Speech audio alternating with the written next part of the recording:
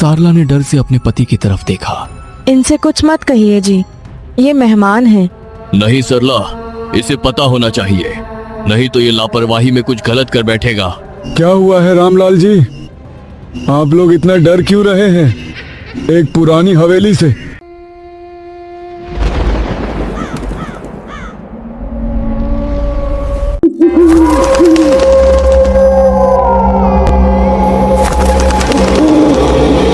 राजस्थान की सीमा से सटा एक छोटा सा गांव था कालीपुरा। नाम सुनते ही लोग कांप जाते थे, क्योंकि इस गांव के बारे में कहा जाता था कि यहाँ रात के 12 बजे के बाद कोई भी बाहर नहीं निकलता। गांव के बीचों बीच एक पुरानी हवेली खड़ी थी, जिसकी दीवारें काली पड़ चुकी थीं और खिड़कियां टूटी हुई थीं। गांव वाले उसे चुड़ैल की हवेली कहते थे। यह कहानी है विक्रम नाम के एक शहर से आए युवक की, जो अपनी नौकरी के सिलसिले में इस गांव में आया था।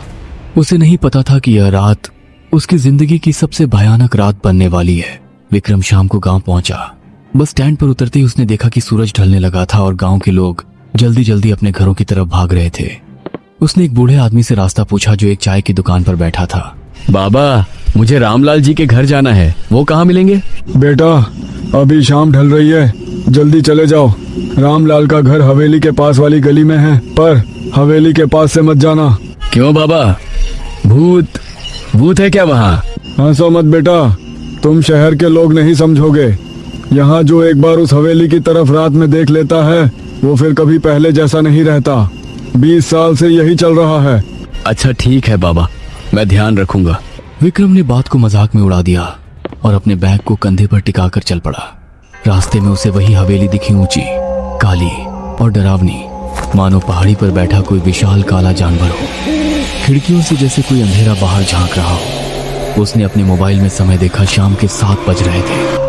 अचानक उसके फोन का नेटवर्क चला गया और आसमान में काले बादल घिर आए, जैसे मौसम भी उसकी आमद पर नाराज हो। रामलाल के घर पहुंचते पहुंचते अंधेरा पूरी तरह छा चुका था। रामलाल एक अधेड़ उम्र का आदमी था, कोई 55 साल का, जिसकी आंखों में हमेशा एक अजीब सी चिंता झलकती थी, जैसे कोई पुराना बोझ उसके कंधों पर हो। उसने विक्रम का स्वागत तो पूरे आदर से किया, पर उसके चेहरे पर घबराहट साफ दिख रही थी। उसकी पत्नी सारला चाय बना लाई और चुपचाप एक कोने में बैठ गई, मानो कुछ बोलना नहीं चाहती हो। आइए विक्रम जी, बैठिए। रास्ते में कोई परेशानी तो नहीं हुई? नहीं जी, बस एक बूढ़े बाबा ने उस पुरानी हवेली से डरा दिया। यह सुनते ही रामलाल का चेहरा पीला पड़ गया। चाय का कप उसके हाथ में हल्का सा कांपा। उसने जल्दी से उठकर दरवाजा बंद किया और खिड़कियों पर लगे पर्दे ठीक से खींच दिए। सारला ने डर से अपने पति की तरफ देखा। इनसे कुछ मत कहिए जी, ये मेहमान हैं।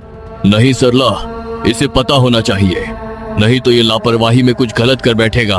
क्या हुआ है रामलाल जी, आप लोग इतना डर क्यों रहे हैं एक पुरानी हवेली से?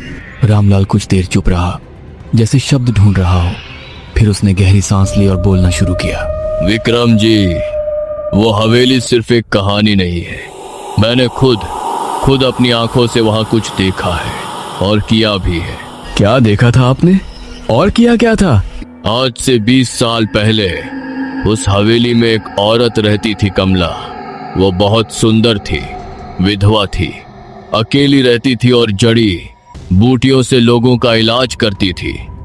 पर गांव वाले कहते थे कि वो तंत्र मंत्र करती है, काला जादू जानती है। जब गांव में महामारी फैली और कई बच्चे बीमार पड़े, तो लोगों ने उसे ही दोषी ठहरा दिया। रामलाल की आवाज भर्रा गई। उसने अपने हाथ आपस में मरोड़े, जैसे किसी अनदेखे अपराध का बोझ उठा रहा हो। एक रात गांव के कुछ लोगों ने मिलकर उसे जिंदा जला दिया, ये कहकर कि वो चुड़ैल है। मैं भी वहां था, मैंने भी मशाल पकड़ी थी। हम सब डरे हुए थे, अंधविश्वास में अंधे थे। मरते वक्त उसने गांव को श्राप दिया था, जो भी मेरी हवेली की तरफ रात में देखेगा, मैं उसकी आत्मा ले लूंगी। कमरे में एक ठंडी हवा का झोंका आया। दरवाजे और खिड़कियां बंद होने के बावजूद और दिया अचानक बुझ गया।